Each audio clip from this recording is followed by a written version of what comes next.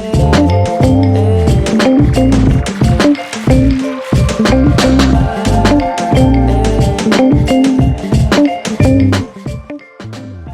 hello and welcome to the Spring 2023 Awards. I'm your co-host, Christina Carrasquilla, and I'm here with my co-host, Prescott Perez-Fox.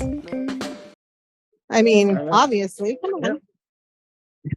Your GIT faculty is proud to host this event to celebrate your semester successes.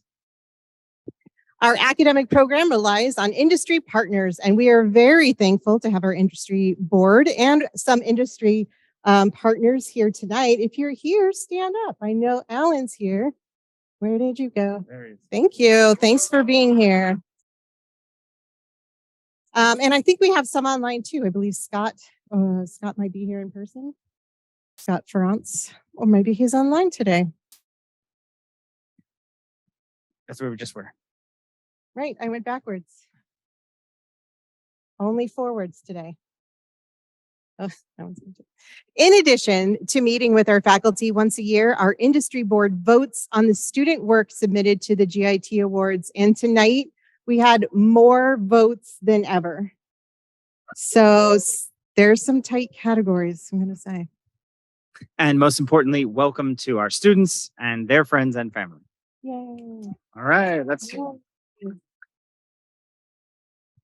In addition to the crowd here in the audience, we have 46 folks joining us online tonight. Online, welcome. Hey. Woo. Clap emoji. Before we get started, I do have some important acknowledgments that I'd like to make. Of course, thank you to my co-host, Prescott Perez-Fox. Thank you to Professor Jessica Barnett for running the Zoom chat. Cassidy Burrow for running our creative agency slides. Lori Ralston for distributing our awards this evening. Thank AIGA Poly and Professor Barnett for providing the photo booth that we have tonight. And Photo Poly Club for our event photos by Amy. And woo! And AIGA Poly for providing the swag for our graduating seniors tonight. Thank you all. Oh, you skipped Tessa. So Oh. Go ahead. We need your glasses. Okay, I need my glasses. If you know me, you know. And of course, capstones that Tessa Etzioni put together for us, but she lost her voice and isn't here tonight. So I'm going to, the role of Tessa will be played by Karaskia this evening. I'd also like to acknowledge the indigenous lands of the Peeposh community in the Salt River Valley, whose cares of these lands sustain ASU Poly's campus. For more information about decolonization, as well as ASU's statements on this, see the links that are in the chat. Did I give you the links for the chat? They will be there momentarily. Speed of internet. Very good. Tonight, we'll recognize our student clubs, we'll award student work as voted on by the industry, and we'll honor student achievements and celebrate our graduating seniors. Do we have any graduating seniors? Woo!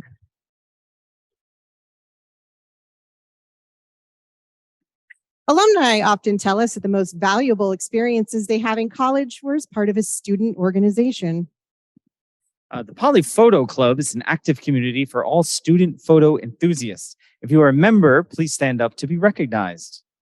You know these things? Yeah. All right. The Poly Photo Club is advised by Professor Chad Westover. Who's over there? Raise your hand. There you go. The GIT Coding Club is an informal group led by students who want to expand their coding knowledge by sharing topics and projects with each other. If you are a member, please stand up, or on video, you can show your face to be recognized.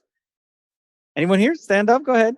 Advised by Professor Barnett, the club discusses topics like SAS, generative art made with code, CSS, HTML, and version control. Join the Coding Club channel in Slack, that's #Coding Club channel, to find the meeting times, coding resources, and more.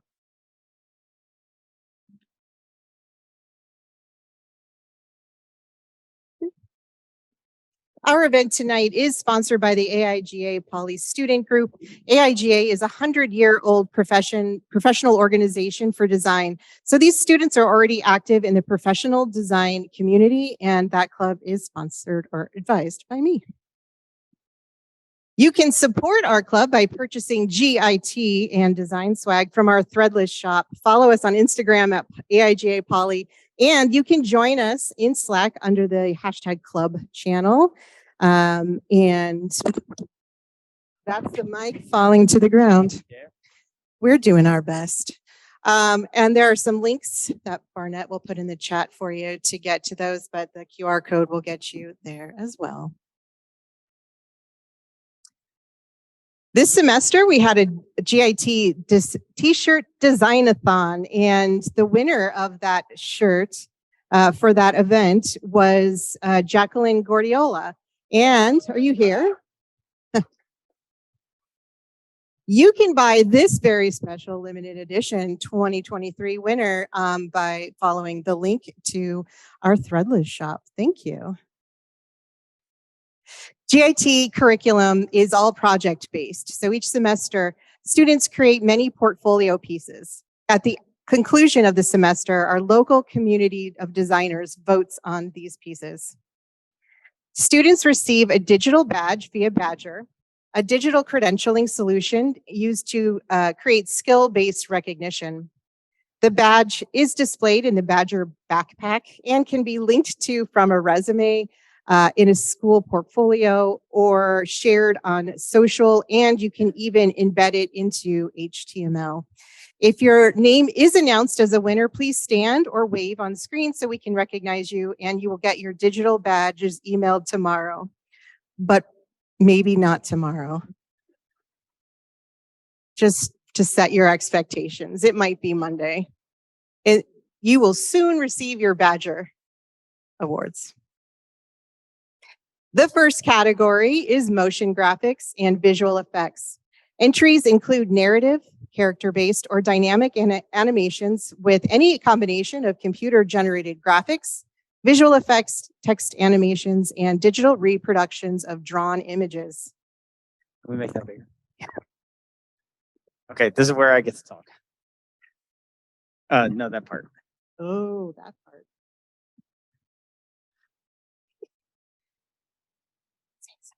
Is it? Can we make it bigger? Genuinely? Okay.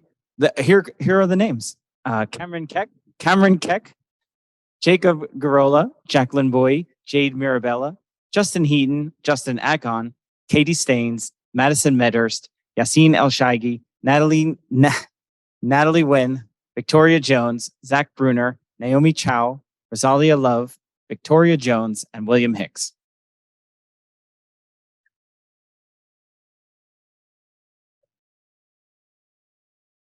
Third place in motion graphics and VFX goes to Madison Medhurst.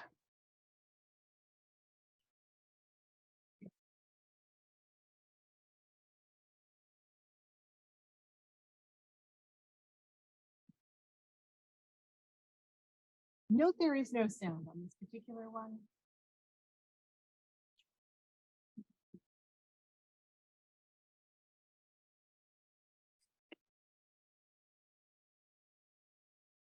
Do that.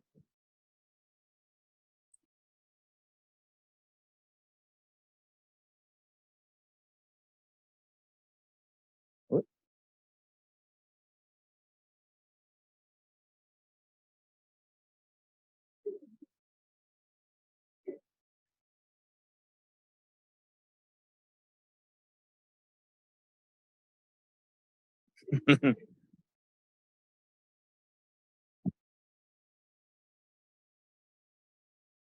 All right.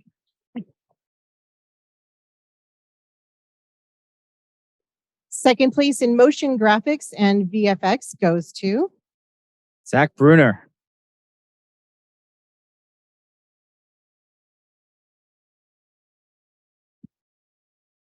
One of the most efficient engine designs created is the Stirling engine, a type of closed-circuit heat engine that exchanges thermal energy for mechanical work. The Stirling engine was patented by Robert Stirling in 1816, although their use has been recorded from the late 16th century onward. The main components of this Stirling engine consist of a chamber with a hot and cold plate on either end, a displacer residing in the center of the chamber attached to a crankshaft. The crankshaft also has a flywheel to maintain inertia and a piston connected, which is also connected to a cylinder attached to the displacement chamber.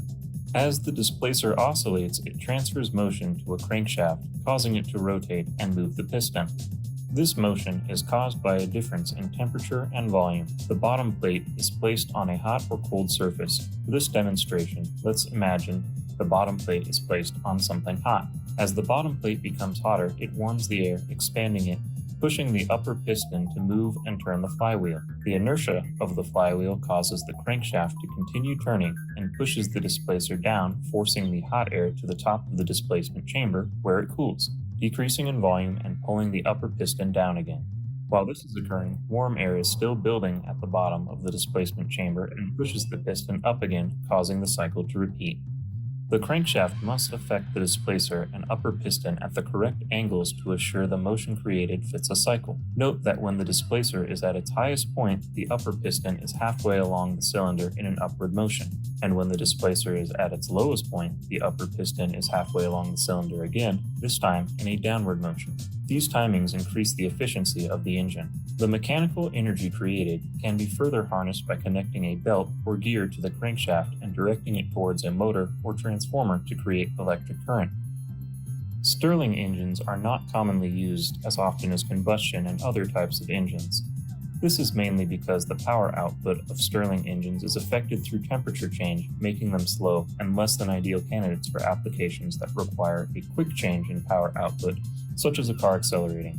Stirling engines also become harder to design and create larger power outputs that are not currently as economical as technologies in place.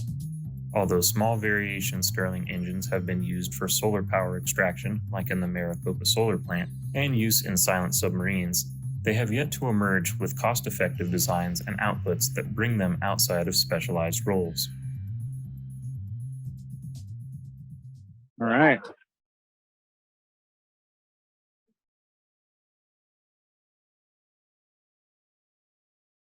I think you recorded that in one take, by the way.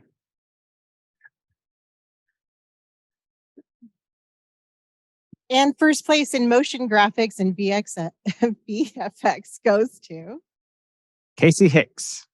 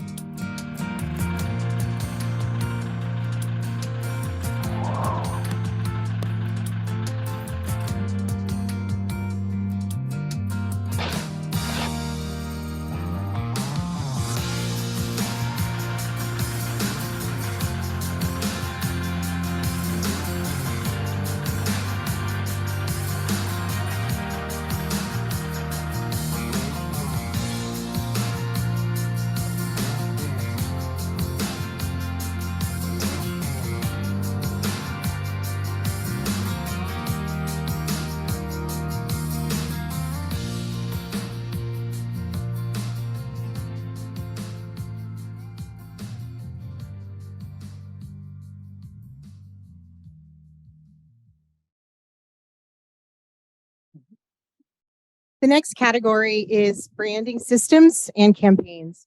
Entries are a collection of elements which work together to create unified, consistent, and flexible brand campaign assets that communicate the brand or campaign value. And the participants are Kristen Robichaud, Lori Wandel, Sunny Collins, Alexandra Benke, Nicole Peterson, Hannah Kaminsky, Mathili Ashtankar, Lakshmi Satya, Harika Kohli, Taylor Spencer, and Scott Goldstein. I feel like I missed something up here. Yeah, you got it. Third place in branding systems and campaigns goes to Alex Spanky. There she is. Yep. The Wave Hotel. second place in branding systems and campaigns goes to Nicole Peterson. For Puristic Health. and first place in branding systems and campaigns goes to Taylor Spencer. For Mirror.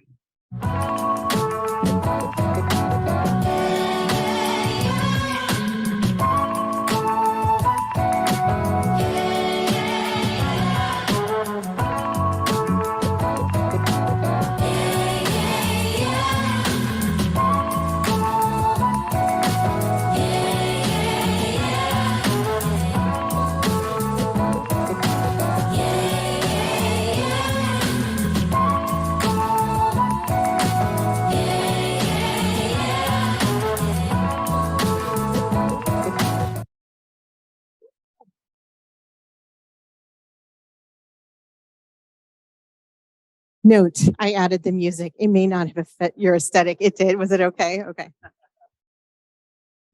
The next category is digital products. Entries are products viewed or interacted with via a browser on a computer, on a handheld device, or through a combination of interconnected surfaces and interaction models, whether that's a web, mobile, kiosk, exhibit, or game console. And the participants are Lakshmi Satya Harika Kali, Annika Dong, Ariana Gulabi, Carson Weiss, Jacqueline Boy, Nicole Peterson, Nikit Gunturu, Shruti Nair, Mikey Amela, Kristen Robichaud, and Taylor Spencer. Third place in digital products goes to Nicole Peterson.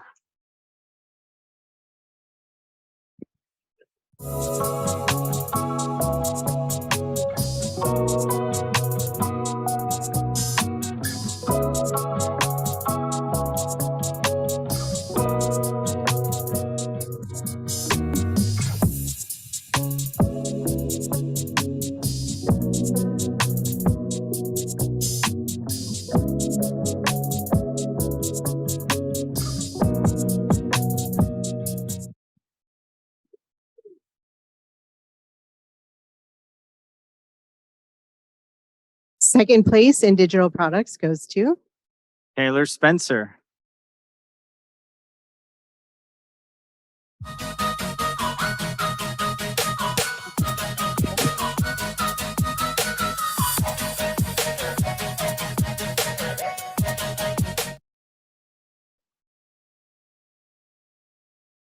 You want me to do it? Yeah. And first place in digital products goes to Nicole Peterson.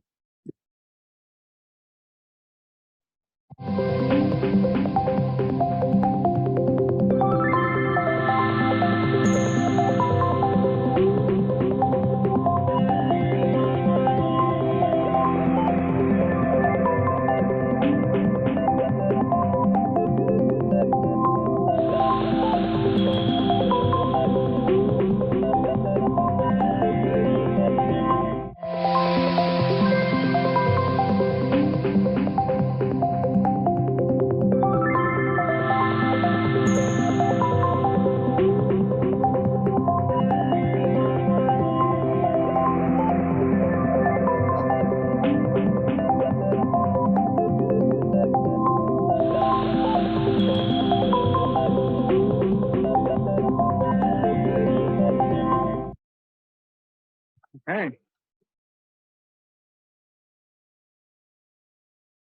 The next category is illustration and composites. Entries are a single piece or a series of pieces that are hand-drawn or digital.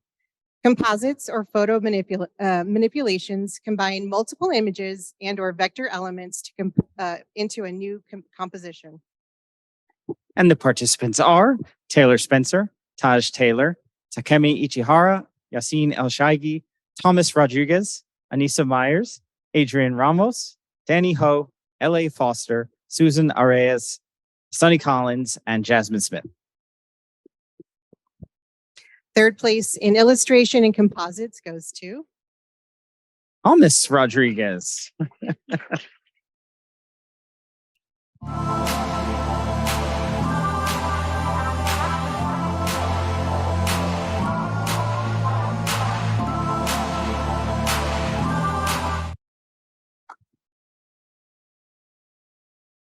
Third place in illustration and composites goes to Sonny Collins.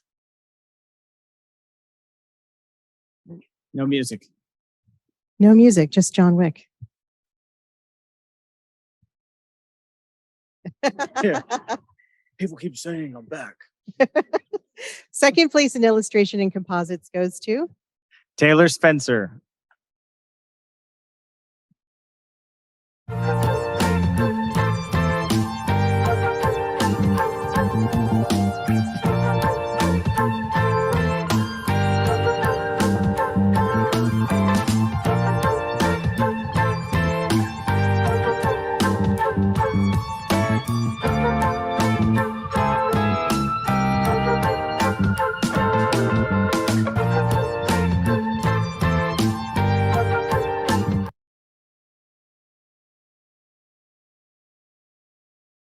second place in illustration and composites goes to Jasmine Smith.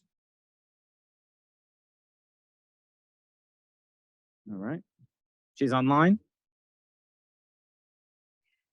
and also in second place, illustrations and composites goes to Adrian Ramos.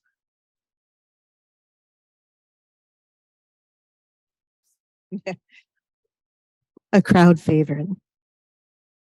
First place in illustration and composites goes to Anissa Myers. Is she here? Anissa. Are you here, Anissa? Are you online? Okay. Okay. She's online. The next category is photography. Entries are single images or a series of related images that are captured in camera. And the participants are Jasmine Smith, Adeline Pate, Lillian Martin, Sean Chowdhury, Donovan Moore, and Maya Scott.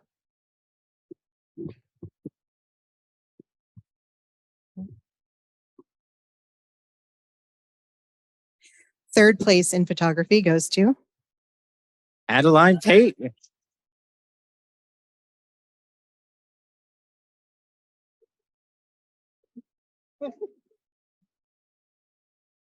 Oh, I shut that. All right. Second place in photography goes to Jasmine Smith. Yep,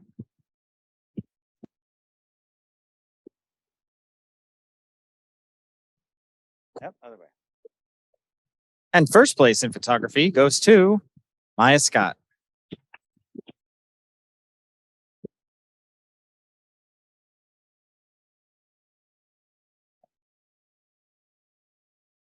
the next category is print and digital collateral. These are single pieces for output or print, for print or digital. Yeah, and the participants are Susan Arias, Andrea Garcia, Hector Treviso, Lisa Knowles, Laura Rohde, Anushka Shetty, Emery Cantrell, Harshini Kandagadala. Practice that. Sorry. Justin Akon, Kylie Jones, Rosalia Love, Sunga Yu, William Hicks, Sonny Collins, Jasmine Smith, Lori Wandel, Mikey Amela, Natalie Wynn, Donovan Moore, Taj Taylor, and Takemi Ichihara.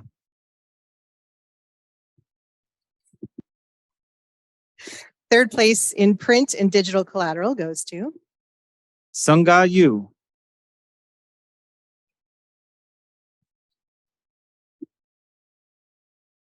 And also in third place in print and digital collateral goes to Natalie Wynn.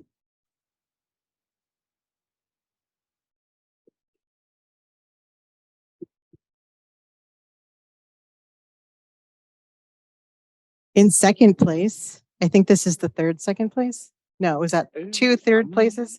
I got to tell you, this category is the biggest category every year. I think there's 2 in third, 3 in second, and there might be 2 in first. I can't remember. Yeah.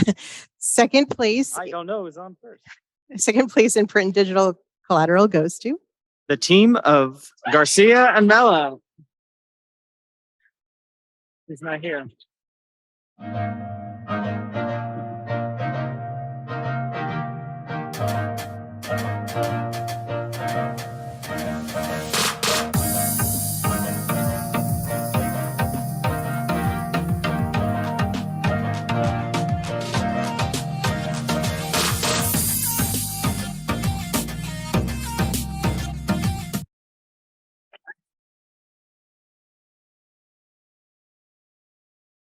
first place in print and digital collateral goes to Anushka Shetty.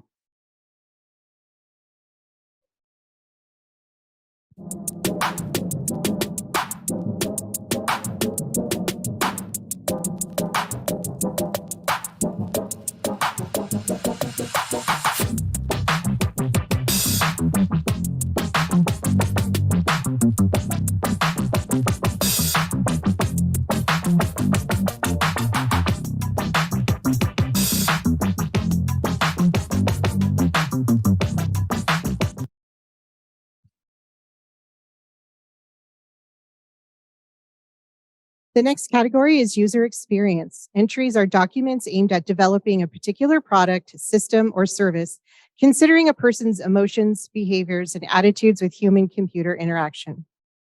And the participants are Mikey Amella, Rajivini Reddy Papareddy, Vandana Thota, Scott Goldstein, Arun Yelisetti, Naomi Chow, Amy Hector, Ayomide Lawal, Diksha Sunetra Rai, Diane Holquist, Caitlin Hay, Nisarga Jaya Prakash, Anissa Myers, Katie Staines, and Laura Rohde.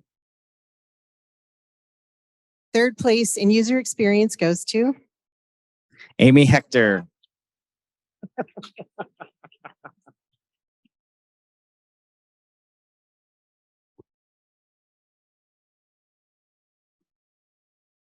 no sound. Just clicking. Sing a Taylor Swift song in your head.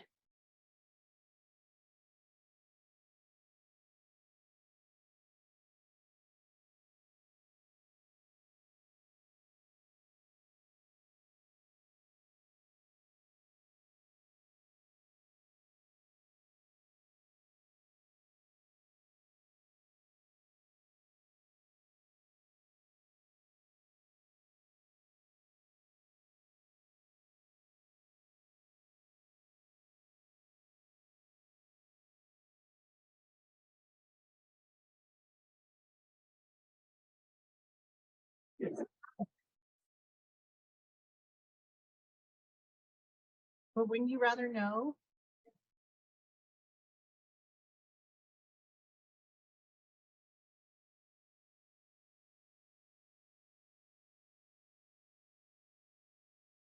Bloom, bloom. Bloom.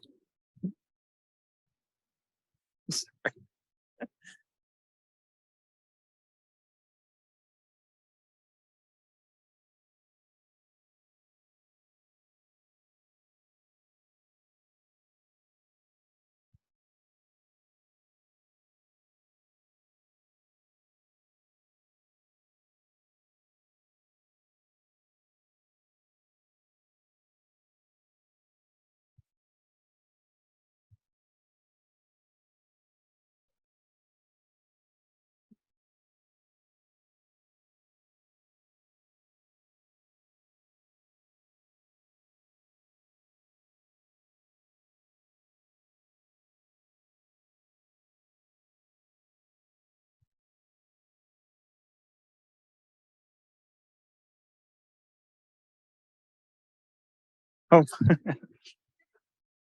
Yes, I did. But I can't add music to your YouTube. right. What's It's funny because like when you watch CSI or one of those things, they add like all these artificial sound effects, you know? You were doing That's AIM, classic AIM. Second place in user experience goes to Bandana Thota.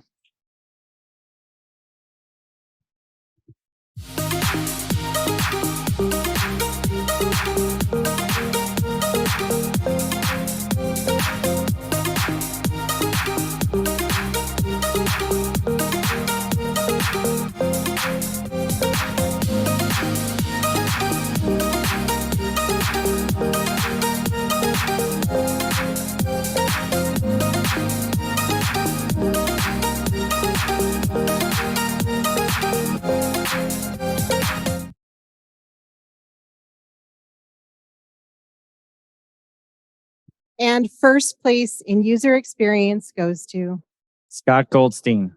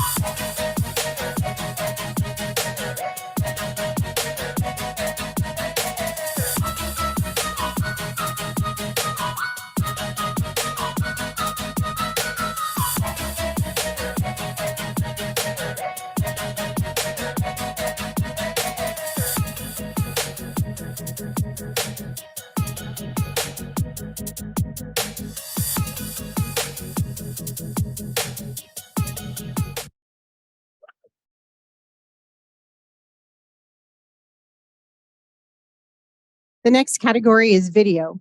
Video entries are cinematic or live action examples where at least one aspect was captured in camera. And the participants are Donovan Moore, Maya Scott, Connor Bosworth, Adeline Pate, Chetan Nagaraja, and Matthias Ford. Third place in video goes to Matthias Ford. I love living in Seattle. It's filled with so many unique and interesting people. And today I get a chance to visit with a friend and learn a little bit about her story and the things that inspire her. And it's time to go.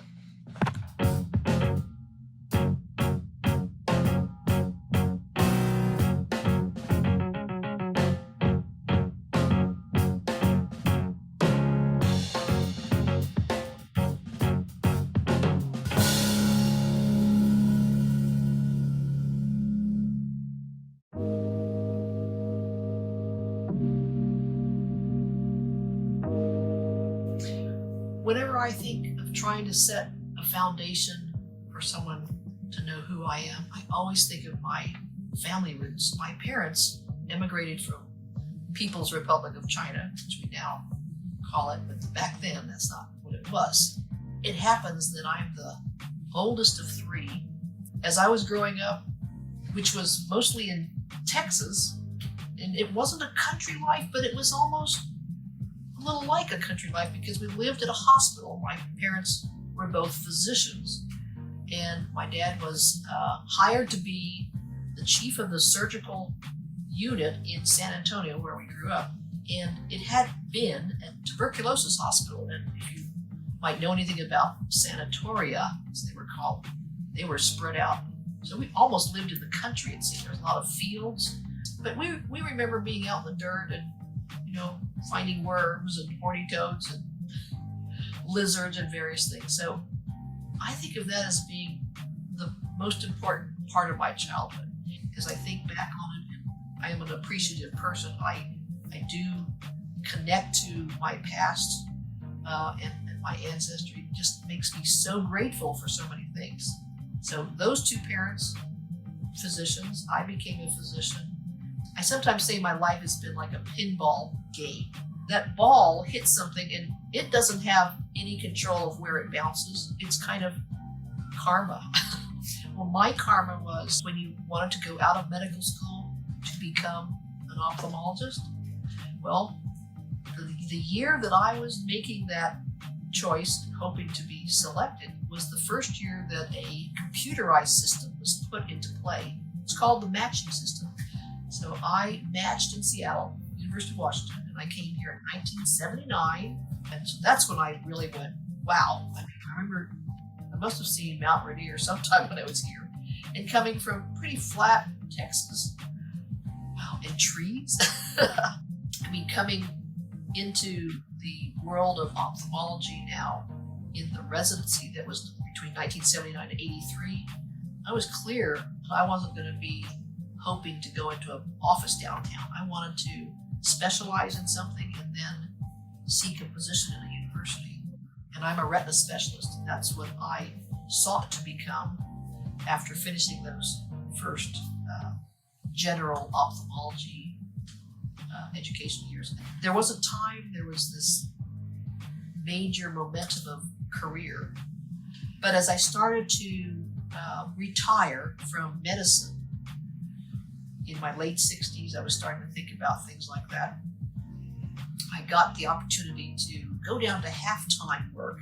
And with half-time work, the magic that I didn't really think about is you have half of your waking days and so on to start exploring some of the things that really you have interest in. And one of them was being out in nature. And I came under the influence of some wonderful folks who were birders.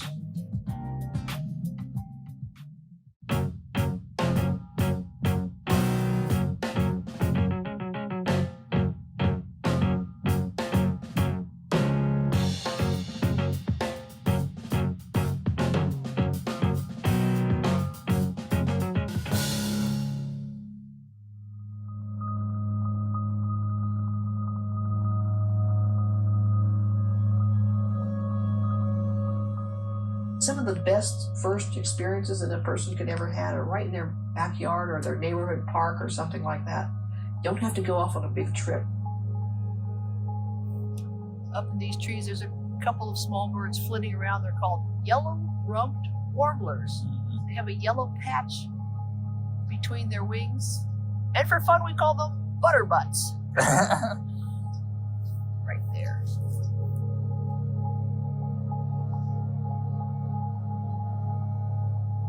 Your mind, your health, your body, and your spirit need breaks. We know that from a medical standpoint. And you have out here these feathered friends who, yes, they're not going to come up and ask you to pet them, but they're just waiting to show you what they're about.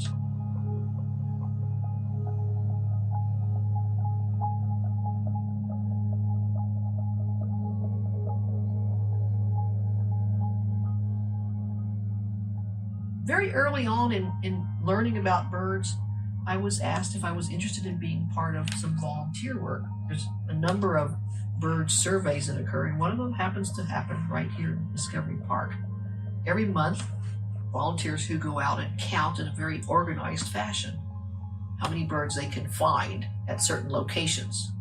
And those data, those numbers over the years do provide the kinds of trends that really have helped to make a lot of important decisions.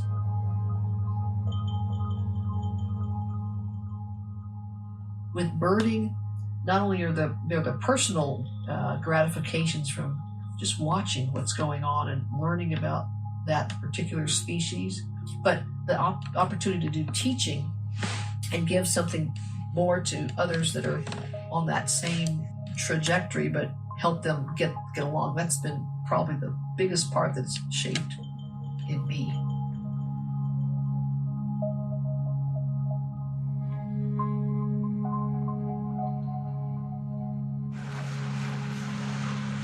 There's a bird flying across the water right now.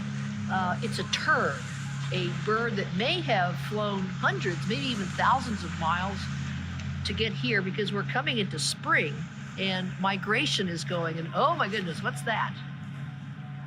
This is the bird that we're looking at. It's the common goldeneye, and he has a dot right there on his cheek.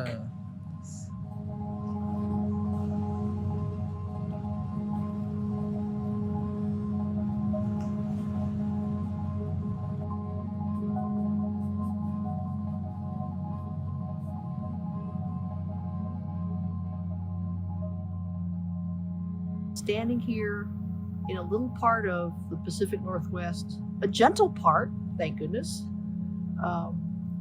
gives me and everyone else who will just take a minute and open up their senses the opportunity to appreciate how magnificent our habitat is. Our habitat that we share with all those gulls that are flying by.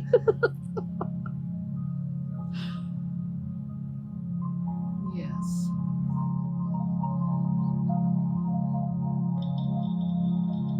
Go ahead.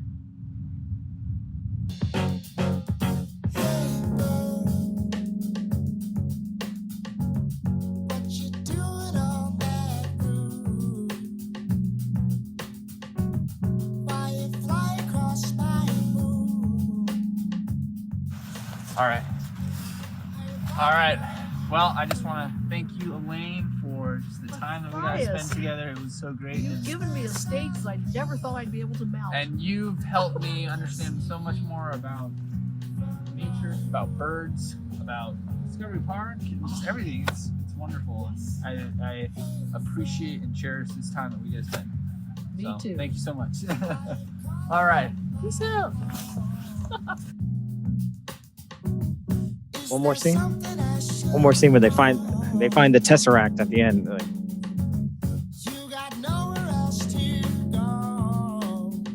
love it. Yeah.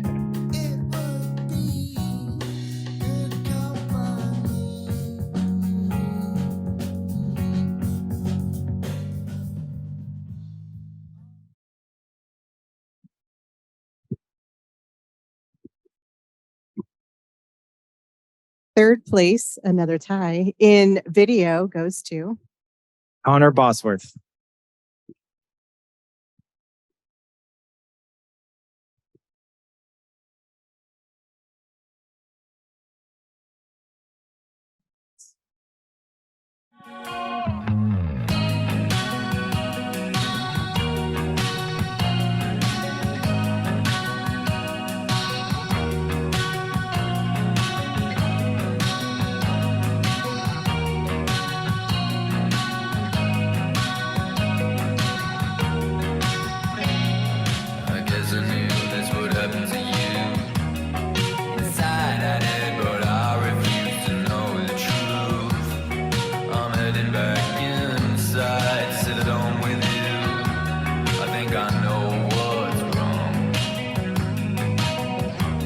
Hello, my name is Sean Schreiner. I was on the studio from 2020 to 2022.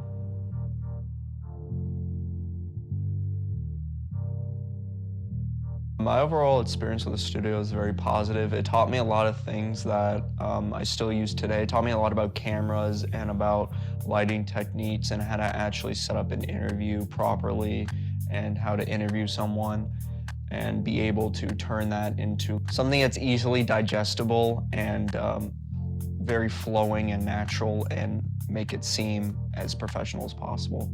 I've been teaching video at Higley High School since 2007.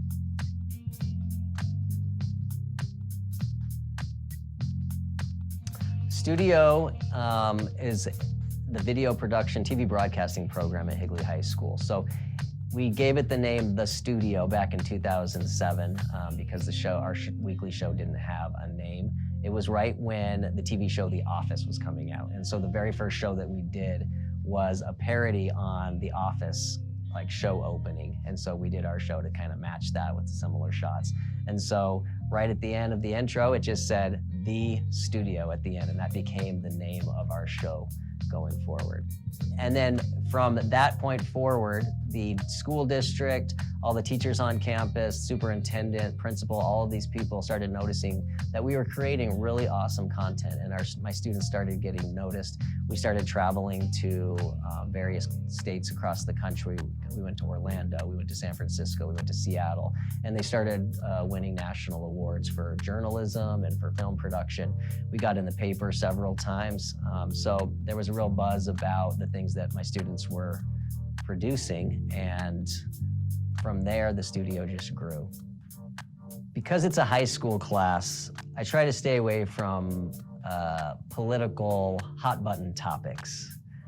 It is a journalism class, and so there is kind of a fine line there. You want to be able to allow students to tell the stories that they want to tell, but at the same time, we have to make sure we're balancing that with I work for a school district, and I have to make sure that I keep my job. I think the studio has a lot of limitations when it comes to things we're able to do. Since we are in a high school, we're very limited on things that we're allowed to show because there are minors under there. So for example, I wanted to do a tattoo segment where we show the process of a tattoo and how some of it considered like an art form, and that was shut down because they didn't want to promote tattooing to minors. So I had to scrap that idea and come up with a new one, and that was a little bit disappointing. I feel like the hardest part about being editor was making sure everything flows together. There are projects from a bunch of people within the same class as me, and being able to make their projects all work together in order to like create a sort of like synchronization within the show was a lot more difficult than I thought it would be. But over time, it got a lot easier. Gordon Rolano, tell him to take the jacket off. Oh, can you take off your jacket? It looks a bit weird in the shot. Really? Yeah.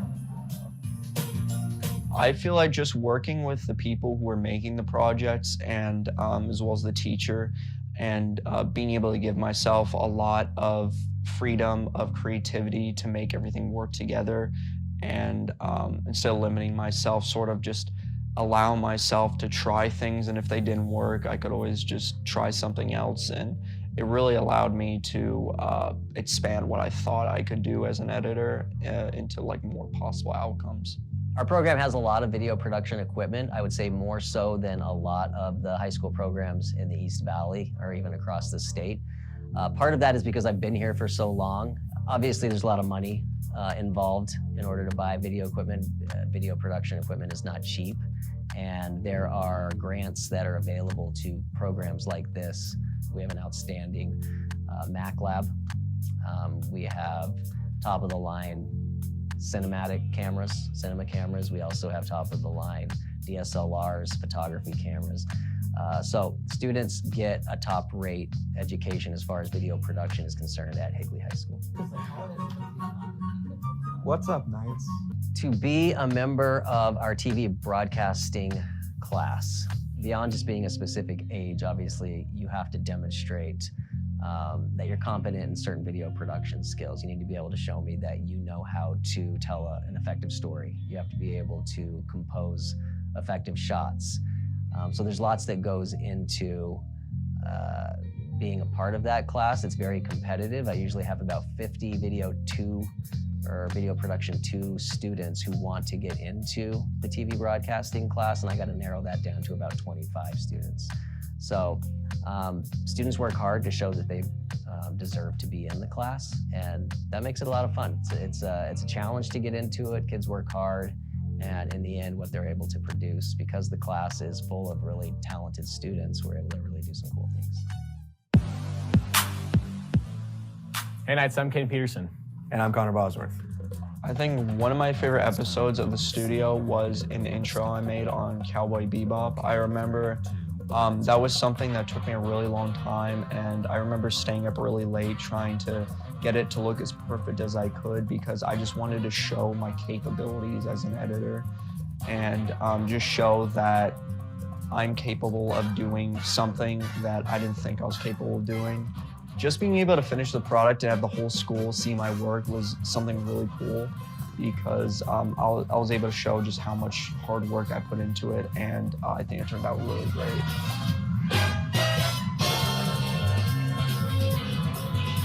My favorite memory from the studio was when we finished one of our shows in February, and we all decided to hang out afterwards, sort of like in after show hangout.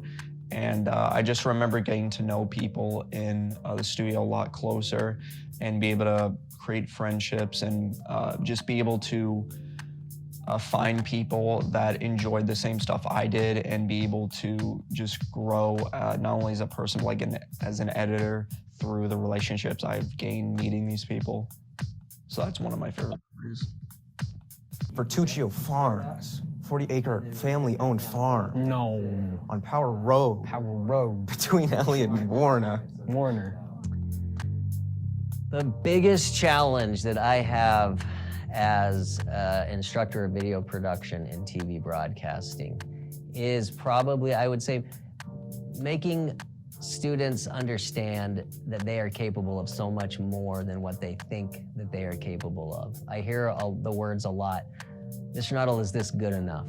That's a typical thing you hear from high school students. And my job is to make them understand that, no, it's not good enough because you're capable of so much more. You need to do everything that you can to produce the highest quality work in everything that you do, not just in this program, but throughout life. That's kind of a pattern that I want them to develop, a habit that I want them to develop for the rest of their lives. For people that want to get into video editing or just video production in general, you're not going to make your best work in the beginning, and you shouldn't expect to make your best work. I would say do the best you can and just try to find ways to improve on your work, because you're constantly going to be improving, and you're never going to be satisfied with what you do. And I think that's one of the main driving points that shoot people to success, is being able to not be satisfied with what you have and being able to come up with ways to improve on what you already have. And just be able to keep building and building up until you create work in the professional field where it looks like, you know, a team of people is working on it, when really it's just you on your own and all the things you've learned from previous projects just all together. Well, Knights, that's all we got for you. From our crew to all of you, we hope you have a wonderful summer. The studio will return for one last episode next week as we celebrate our graduating class. You don't want to miss it. For Connor and I's last time, have a great weekend. Yes. It's fire.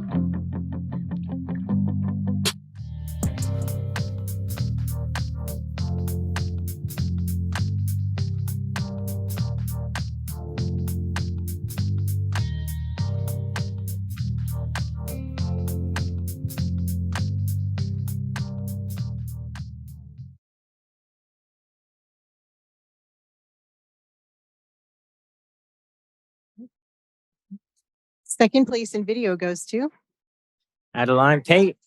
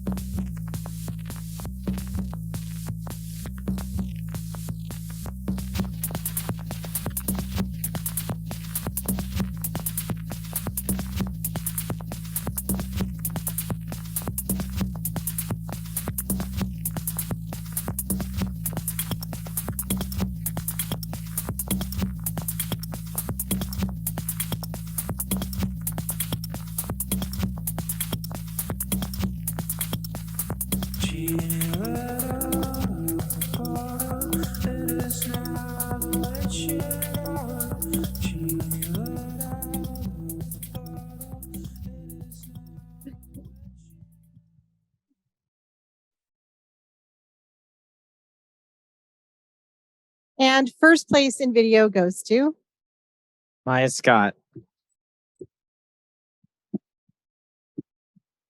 Hands tell a different story than a portrait can. You know, every little wrinkle, callus, your hands kind of tell a story of what you do. Ja, Selena Andrea Scott Yenishi, Nake Nishle, Kia Ani Bashashchi, Nake Deshache, Bitatni Deshanelle. Hi, I'm Selena Andrea Scott, and I'm an artist based in Phoenix, Arizona. Overall, my work focuses on themes like identity, matriarchal ideas, and our own connection to nature. Last year, these ideas were just existed in sketches. It wasn't until I was reached out to do a live painting at an Indigenous peoples event, this idea immediately popped into my mind. This scene specifically is from my Nulla's house in Tisto, Arizona, up north on the reservation. The figures you see in the painting are based off my Nulla lady. my grandma, and myself. So in this painting, I wanted to capture that moment of Anale or Masane and her granddaughter. You know, she's there teaching her how to roll the dough. She's teaching her how to form the tortillas or the fry bread. My first step was I created a sketch digitally on my iPad. And that way it was really easy for me just to project the entire image onto the canvas so I could get it down really quickly. I usually work from section to section so that I'm able to like blend out like multiple colors and values before moving on to the next section. Especially since acrylic dries so fast, I have to move kind of like piece by piece until I like finish the entire section I'm working on. Most households on the res, they use bluebird flour. On the res, you know, you don't waste anything. Everything has a purpose, everything has use. So a lot of people, they use this for butchering.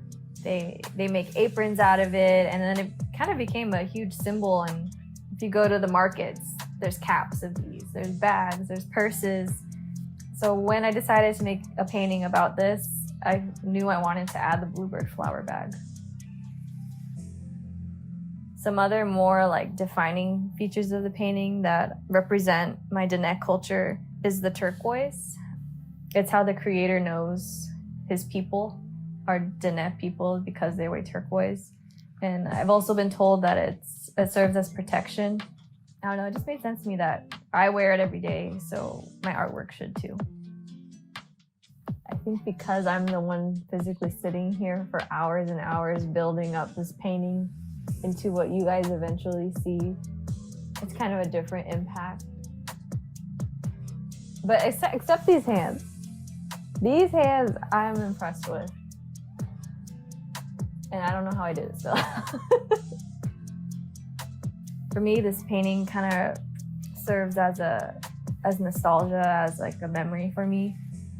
It seems like such a simple gesture, but it's a lot deeper. There's a multi-generational impact. You know, it's a grandmother teaching her daughter, who's then gonna teach her daughter, and so on. And you know, when I think of like a mom or grandma looking at this, I want them to look at this and be like, oh, this reminds me of my mom, or this is like me.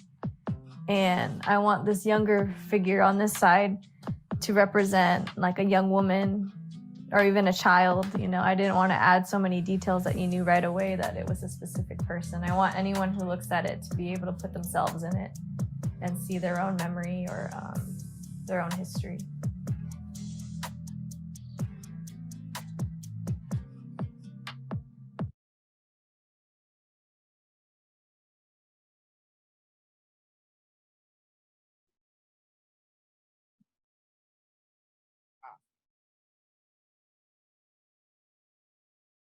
Nothing's happening.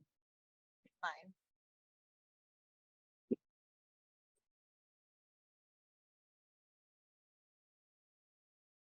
Peak performance projects are from students and teams that excel. Tonight we'll feature the GIT Creative Agency projects, some select senior capstone projects, as well as a video class documentary specially made for this semester. So we will start with the Creative Agency. So Creative Agency, come on up.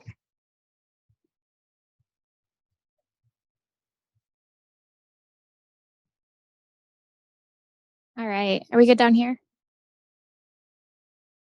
Cool. All right, hello. My name is Cassidy Bro, and I'm the instructor for the GIT Creative Agency. It's a course, an elective, offered at the 400 and 500 level, and it offers the opportunity to work with real clients and produce real projects.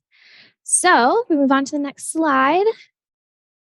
Obviously, they're all right here as well, but these are our lovely and hardworking agency members for the spring 2023 semester.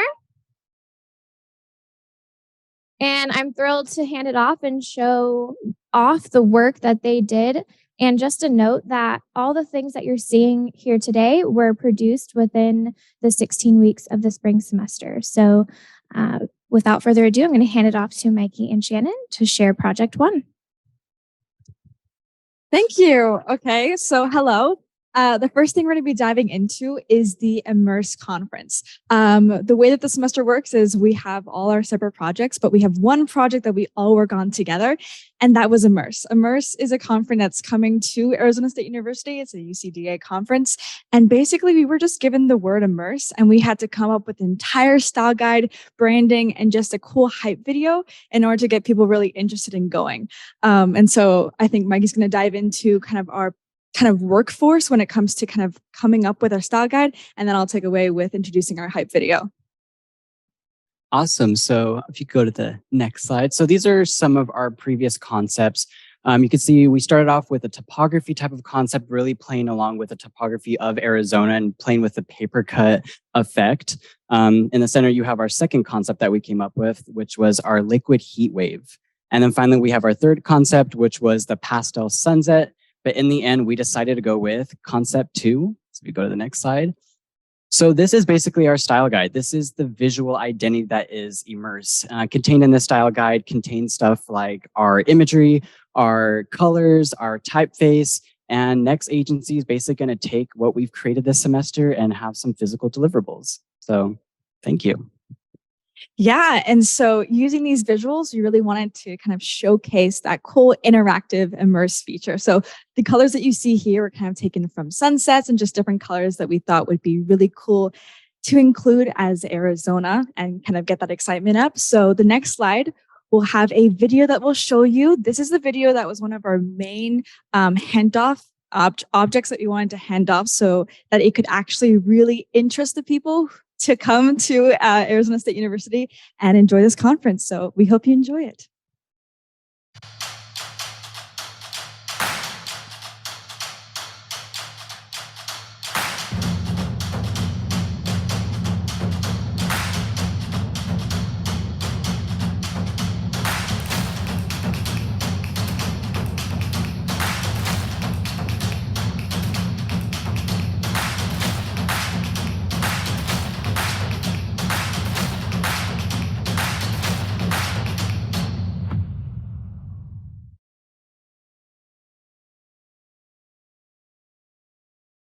How exciting was that? Thank you, team. That was awesome. So next year we have the GIT resource website, or as you all may know it, the Scoop. So we put together the email newsletter that you guys GIT students should be receiving. And then we decided to make it into a website so you can access all you would like. So this is just like a nice little mock-up that we did. And so here you can find any of like the jobs that you're interested in and any sort of the categories that you're interested in, like photo, animation, video, UX, UI, web design, the works, you know, and we get events too. So that way we can really connect as a community more, and like resources in case you're like, man, like, I don't remember that one like great article that Professor Barnett like showed off or something, or like clubs if you want to join something. But yeah.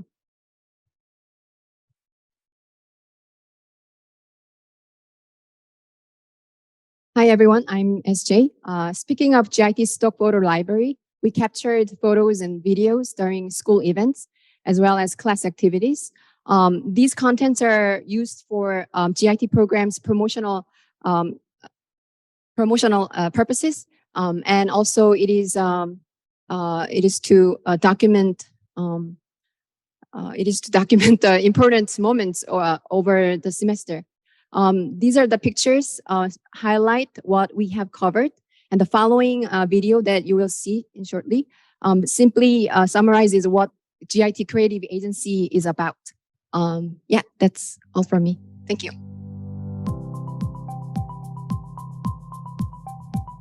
I had an incredible experience at GIT Creative Agency. It had been an incredible, I guess, opening into the actual real workforce, but in school. I really chose this as an elective because it allowed me to work with the multiple projects, and added to that, it allowed me to work on real client projects. And also I like the curriculum, which allows us to have design reviews every week. Along with that, we have stand-ups, and followed by the guest speakers that we have every week. So if you have some background, experience, and knowledge in any design field, the GIT Creative Agency is where students utilize their skills and refine them through real-world projects. Even if you have a little to none design background, the creative agency is still a great place to challenge yourself and have a hands-on experience with building skill sets. 3 great things about the GIT Creative Agency is the ability to work with actual clients, the ability to make great portfolio work that's going to be shared and something that I can reference for the rest of my career, and third, I guess, getting really close with a lot of great talented individuals. So classmates that I know that will stay connected for years to come.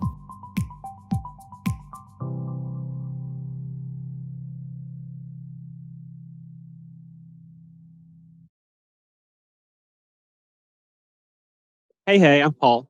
So one of our continuing clients was the Southeast Valley Alliance, which is a veteran and first responders resource center in Queen Creek. They're a community organization. Last semester, our agency people created a brand guide and logo for them. And this semester, we worked on building them a website and finding them a donation platform so that they could start taking donations towards the community center they want to build. And so basically, we used the prototypes from last semester. We ran extensive user experience research on them, testing the prototypes to see what changes need to be made. And then, like Paul said, we went into Squarespace and we physically built that website for them. So now they are all set up to start receiving funds, and they should be opening up their facility very soon. So this was an awesome project to work on. Thank you. Hey there, everyone. It's me, Rishik. And I'm sorry I'm here for the one last time. I know many would have seen me in your classes announcing for the agency marketing, but it brings me an immense pleasure to tell that agency marketing for this spring semester has come to an end. And the project that we directed was done into 2 phases. Towards the first phase of a project, we targeted of creating a visual that would appeal a lot of students and would encourage them to get into the creative agency for the fall semester. And towards the second phase of the project, we actually work with professors and we try to reach you upon the classes and really encourage you to apply for the applications for the next semester. Yes. So if any of this looked really interesting, or if you'd like to dive into a little bit more of an applied class where you can actually just grow yourself professionally, but also with the work that you're doing, we're really looking for agency members for next spring. So applications will open back up in the fall. So you have all this time to kind of get a portfolio ready or just to do some more research into GIT Creative Agency to see if you like a spot. And we hope to see you there. Thank you so much.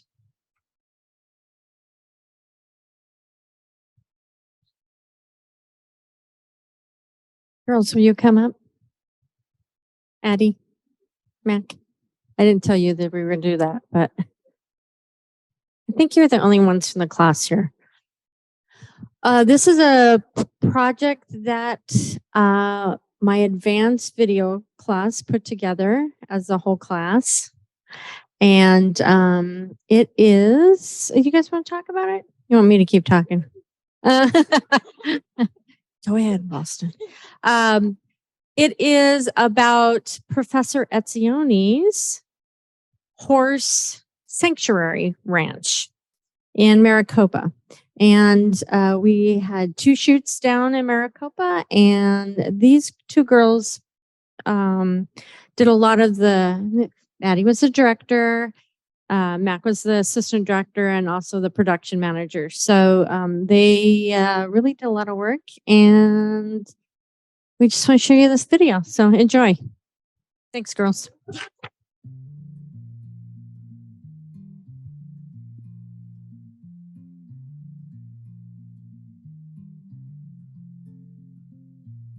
My name is Tessa Etzioni, and I am the founder and president of Care for Horses Foundation. I started Care for Horses Foundation in 2017. I've been around horses my whole life. I used to ride horses and show horses, and always been a horse lover. And I didn't know up until 2017 that so many of the horses in the United States were being shipped to other countries and being slaughtered for horse meat.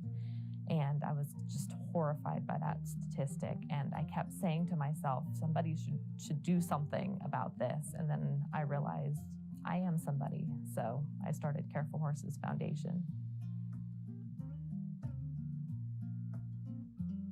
Our mission is to rescue and rehabilitate horses that are at risk, So a lot of the horses at Care for Horses Foundation were actually at what they call a kill pen.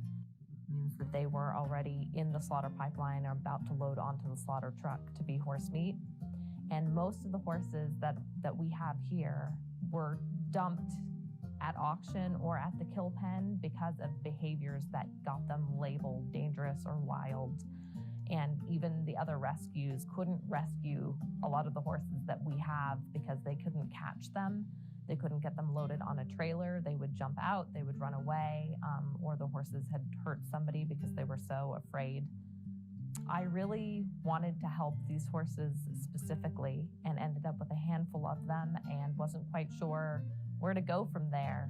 And that's when I met Tom, who trains. He's brilliant with the horses, and we put our heads together and decided to use the horses that we had rescued in the sanctuary to educate the public on how to work through the problem behaviors that get the horses dumped in the slaughter pipeline to begin with. So many of the problem behaviors are anxiety centered. It's a fear-based behavior. And when you can understand that it's fear-based, your approach tends to be more empathetic and compassionate. So CARE stands for Compassion, Allegiance, Rehabilitation, and Education. So compassion for the situation that these horses come out of. A lot of them have really rough pasts. Allegiance stands for loyalty. Loyalty to them, our commitment to making sure that they are safe and loved and that they have a forever home here at the sanctuary. So we are committed to keeping them and loving them and keeping them healthy. Rehabilitation, that is taking them from the condition they come in, which is usually sick, malnourished, in need of vet care, in need of a farrier, in need of training, and we rehabilitate them to bring them to health. And then education, which is using the training methods and the horses and training demonstration to educate the public on how to work through problem behaviors. The goal is to instill confidence where confidence lacks. So I look at anxiety as the absence of confidence. And every time I see a horse go from anxious to confident, that's the memorable moment.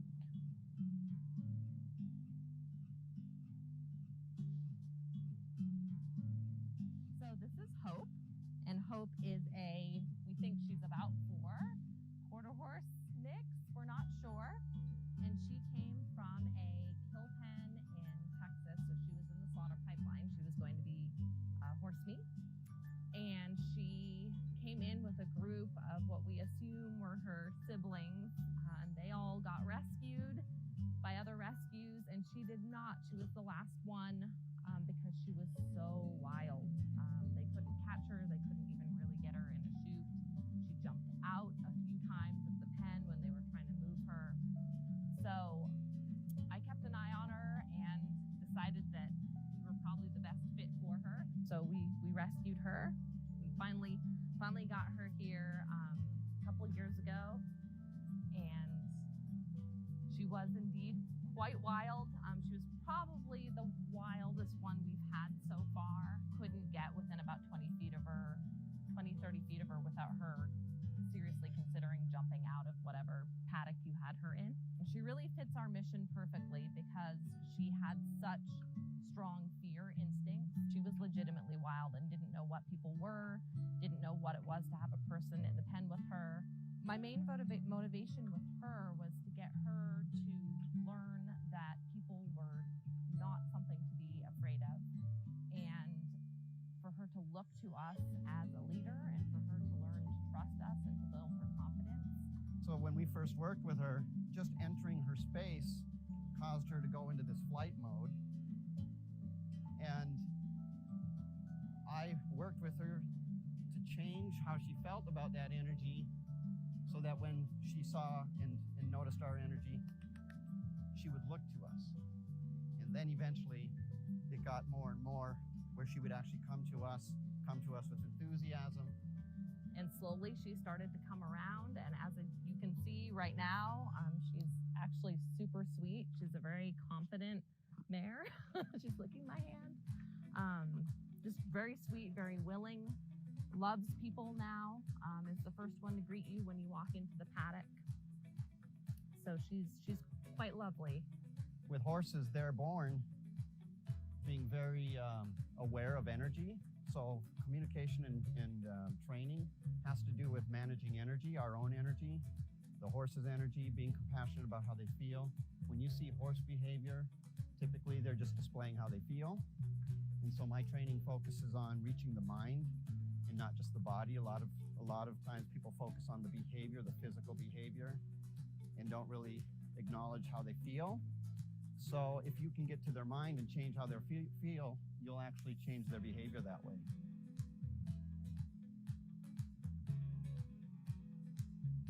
If people are interested in getting involved with Care for Horses Foundation, whether it's to volunteer or if they have a horse that they're struggling with, we offer several services through Care for Horses Foundation. We do offer one-on-one training. So if somebody has a horse that they are struggling with, an at-risk horse, or knows somebody that has a horse that is at risk, they can come to us and we will work with the person and the horse kind of as much as they need to figure out, the root of the behaviors and how to work through the behaviors and how to keep everybody safe and improve the relationship between the owner and the horse. We also offer clinics, which are our training demonstrations, where we work with the foundation horses and invite people to come and watch us work through issues that we're having with the foundation horses and kind of how to solve those. And volunteers, of course, are always welcome. We have 16 horses currently, so feeding, cleaning, grooming, some training. People are welcome to come and watch and learn.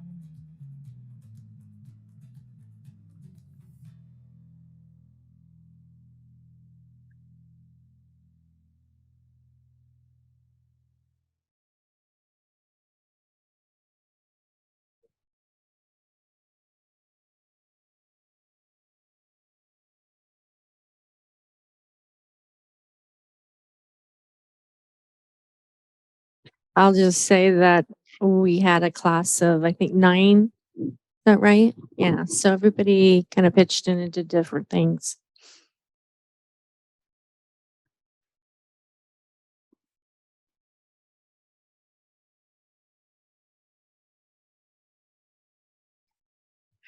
Graduating seniors each complete a capstone project to showcase their skills learned. Here are some of the highlighted projects from this semester. All right. Carson Weiss designed and printed a full suite. Oh. Full suite of collateral to make new hires feel welcomed and supported at the ASU Print and Imaging Lab. Nicole Peterson. All right. Nicole created a brand guide and website from scratch for Puristic Health, a local health and wellness company. She designed a beautiful, user-friendly website and built a brand that customers can trust as they explore the services Puristic Health has to offer. Mikey Amella. Mikey did a UX redesign of Sedona.net, a website that promotes travel and tourism in Sedona, Arizona. He created personas, completed research and user testing, and developed a beautiful prototype of the redesigned site using Adobe XD. Jasmine Smith.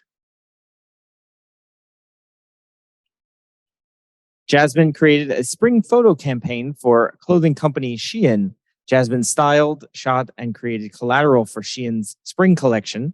Her goal was to promote diversity on the Shein platform by featuring a model of a darker complexion. And Maya Scott. Yes. Okay, we saw this in full. Maya Scott created a documentary video and a suite of photographs to promote a local artist on social media. Her video and images tell a beautiful story of personal connection, art, and culture. And Madison Medhurst. You see it.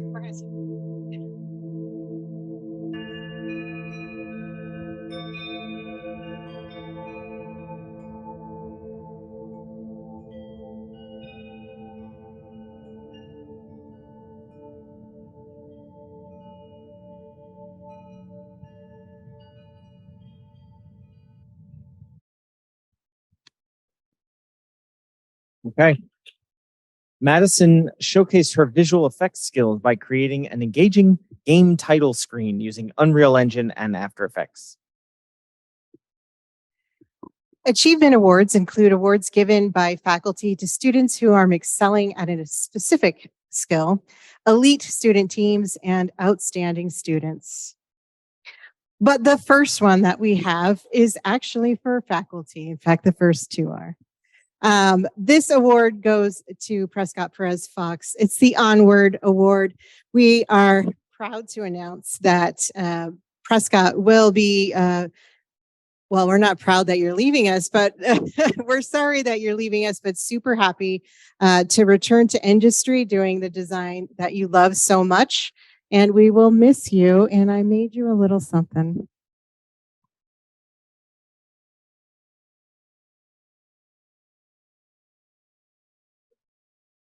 Oh, look at that. If you can't see, it's a, looks like a blind, is that a blind emboss? Is it Black on black. black on black toner? Yeah, okay, personalized. Although I do like my House Ravenclaw. Yeah, I'll fill that up in 6 weeks. And our next is Adios to Dr. Lori Ralston, who is retiring this now. Her email was cut off. No worries. No, is retiring, and we want to say goodbye and thank you so much for everything you've done for us. And we got you a little Prezi.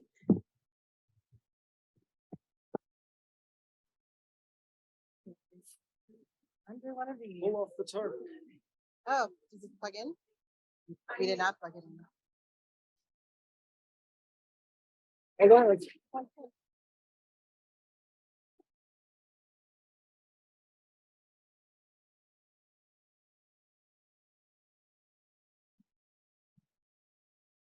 The award was collaborated on by the entire GIT faculty, designed by Professor Barreau, printed by me, and John Hedges added on the 3D printed base that will hold it in place, and it glows red. So cute.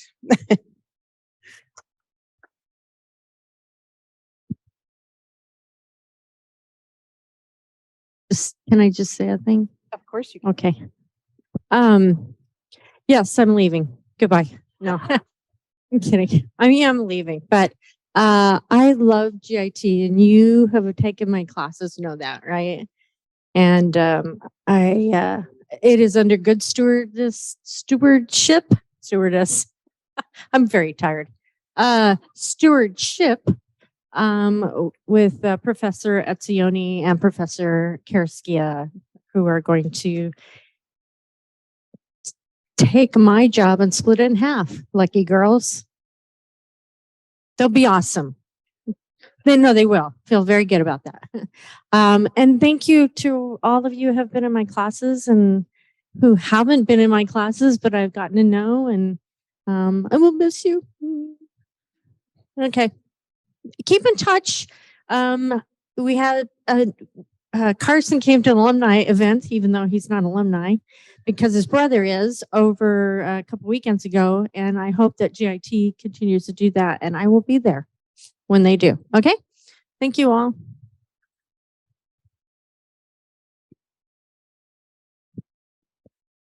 Okay. The Dark Horse Award.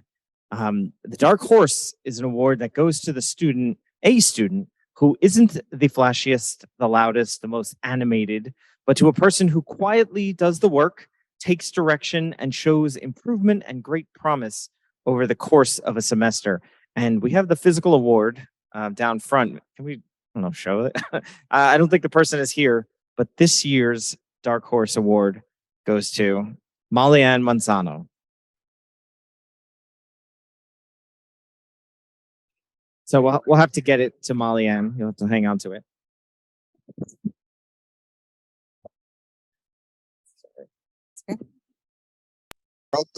Through their process, they build an intellectual and emotional trust with their peers that enables them to achieve goals bigger than they themselves can achieve. So these are the group of Brain Trust folks for spring of 2023. So congratulations.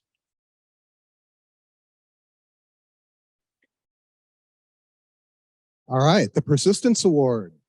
When good is not enough, grind. Sometimes a project requires brute strength to push across that finish line. This award is designed to recognize students who demonstrate exceptional persistence while being buried in a stream of seemingly endless or unending challenges. So congratulations to Tom and Cameron.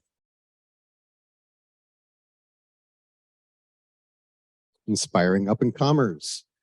In each of us, there is natural talents. When that natural talent meets knowledge, inspiration ignites. This award is to recognize those students who create inspirational work at or below the 300 level of motion graphics.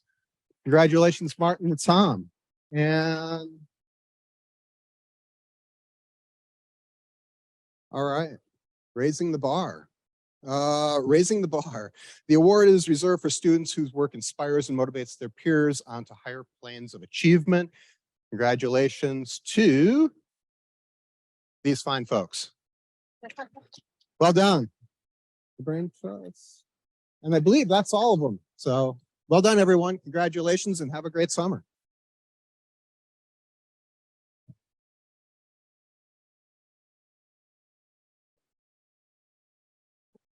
Don't look at me right now, Nicole. So I named this award myself. It's also the first semester I gave awards, but I thought early enough about it and put stuff together. So obviously this is a student who works like crazy all the time, where literally I'm like, no, but take it down a notch. And if I am telling you to take it down a notch, like you really need That's to not a take it good down sign. notch. Right? If I tell you to chill, oof, it's dangerous. The student has been my UGTA, my lab worker for years. She's finishing her undergrad this semester.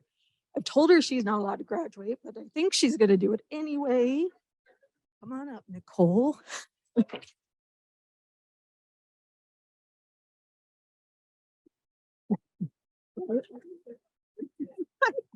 It's an attack. You're welcome. Congrats. Thank you.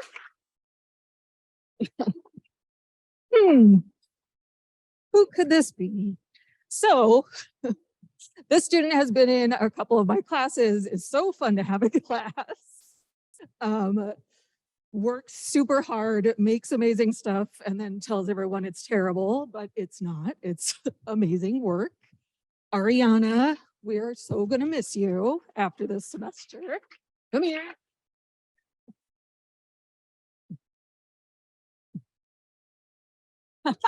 There's no clown emoji though, so. Hey, yeah. Thanks, Charisma.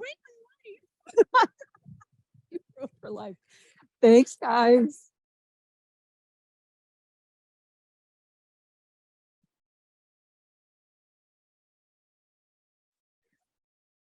All right.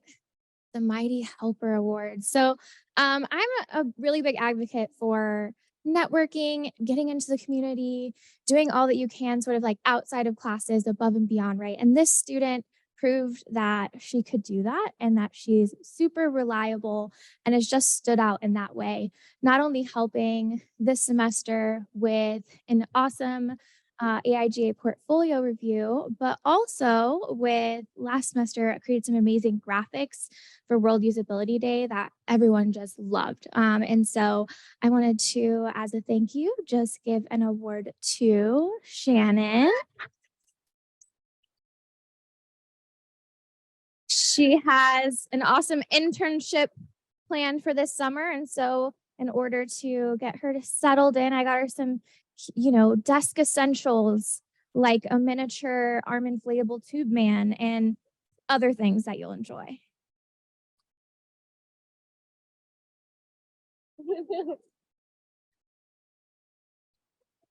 Okay, this one, the Top Notch Award. All right, so this particular student came to me the end of last semester and said, Professor Bro, I want to get better at design. How do I do that? I don't know how to do that. And then I was like, got to keep practicing, come get some feedback, iterate. And at the beginning of this semester, she came to me and said, I'm in senior project and I don't know what to do. And I said, you want to get better at design? Practice design, right? Get better. And she not only took on the challenge, but from where she started to the end of the semester, created some amazing stuff that I was so proud of. And so, Nicole, I wanted to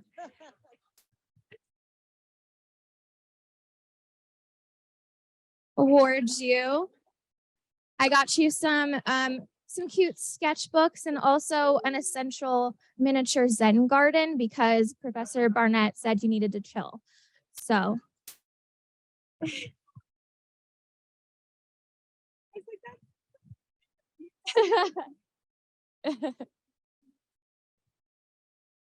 I like to talk. I don't know if you've ever noticed, but I do really like to talk about design for like kind of a long time. And there's nothing better than when you find students who also like to talk design with you. And so I have an award for 2 of my freshman students in GIT 135, who I sort of awarded them this morning in class, and then forced them to come here. I mean, I nicely asked them to come here. Kylie Jones and Christy Walker, come on up. I have something for you.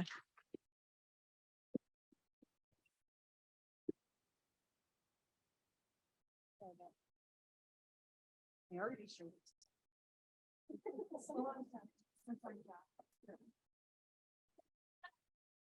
Leave. It is a mug that I made with a gold handle and a little talk bubble that says design.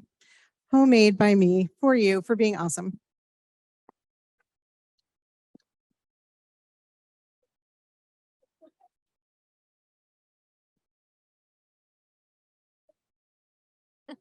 Here.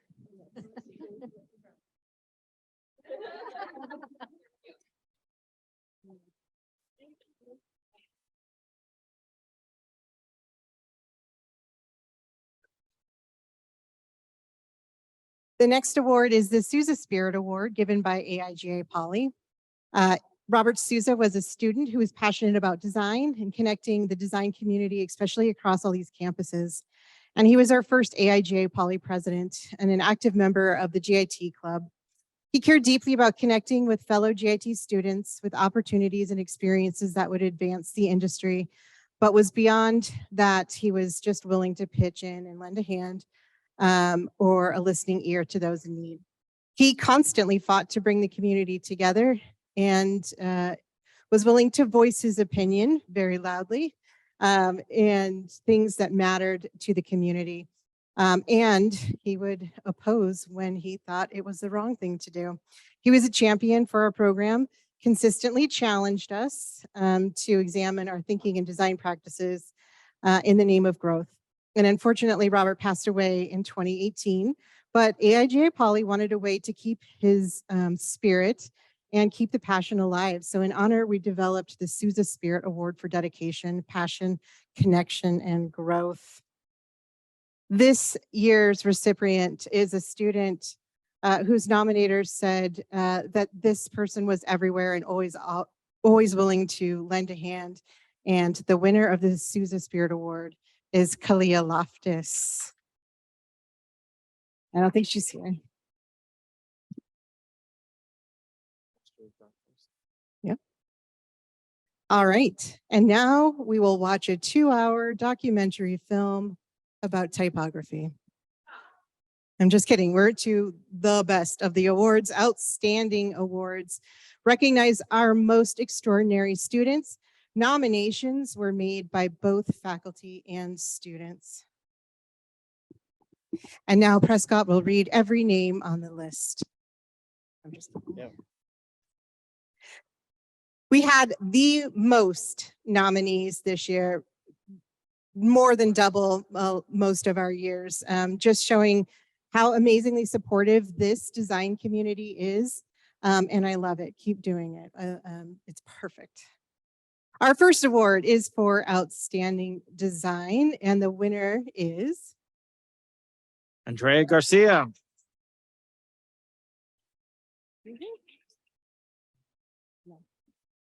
These awards are all handmade by me. For you. They're nice. Go look at them. They also have cat hair on them. I can't help that. For achievement in motion graphics and visual effects, the winner is Zach Bruner.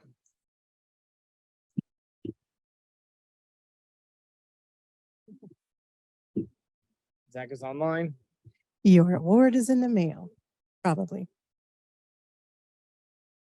For achievement in photo and video, the winner is Adeline Pate.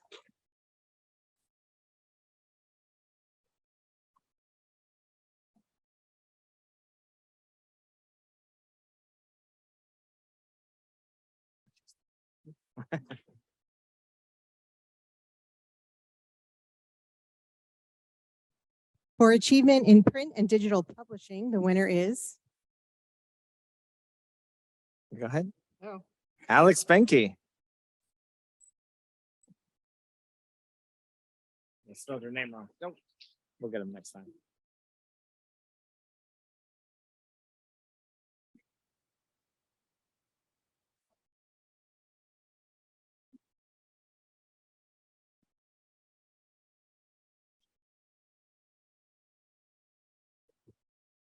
For achievement in user experience, the winner is Mikey Amella.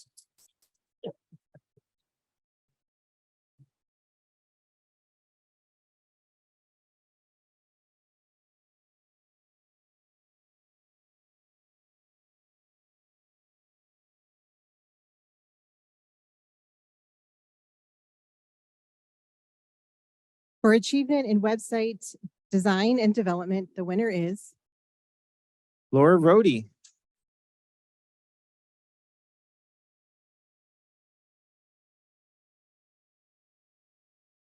Our Rising Star Award is for students taking lower or upper division courses that excel at literally everything. And this semester, the GIT Rising Star is Addie Pate.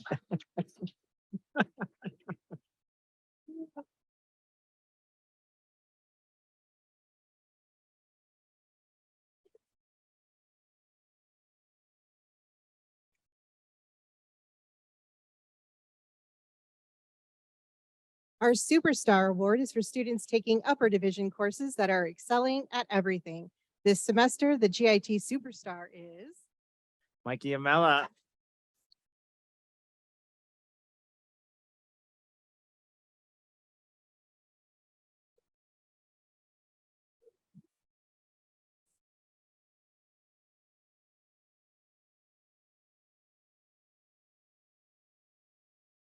And finally, we'll reflect on the accomplishments of our graduating students. As you go out into the real world, be proud of your success in completing your degree in graphic information technology program, which just this year was ranked number 3 in the nation for best bachelor's in web development. As you go out into the real world, be proud of your success in completing your degree in the GIT program, which identified as 8th in the nation for graphic design, adjacent to both Savannah and RIT. We have 107 graduating seniors in spring 2023, and Prescott will say a little bit about each one of them now. Yeah. When I see them, I see logos. So that's something. Okay, while we have many amazing graduates, one shines extra bright. Our outstanding graduating senior this semester is Taylor Spencer.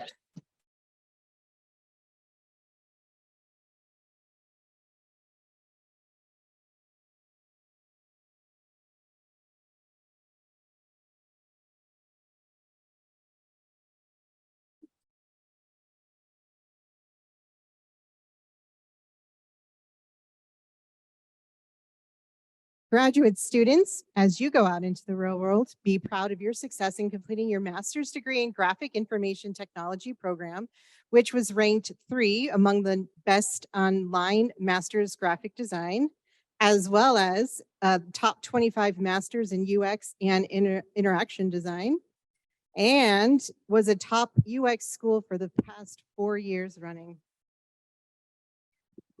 We have 24 graduating master's students in spring 2023. If you're here tonight, please come on up or show yourself on video so we can recognize you.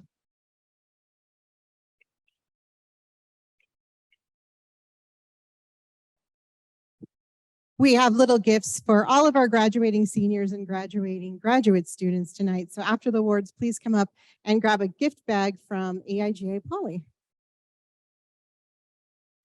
Our outstanding graduate student has served as a teaching assistant, a grader, participated in the GIT agency twice, and demonstrated excellence to her peers by serving as the lab assistant for the photo studio. She also found time to finish with a soaring GPA and literally amazes me every single day. And the Outstanding GIT Graduate Award goes to Amy Hector. Congratulations to all. Be well, stay safe, and have a good night. Thank you.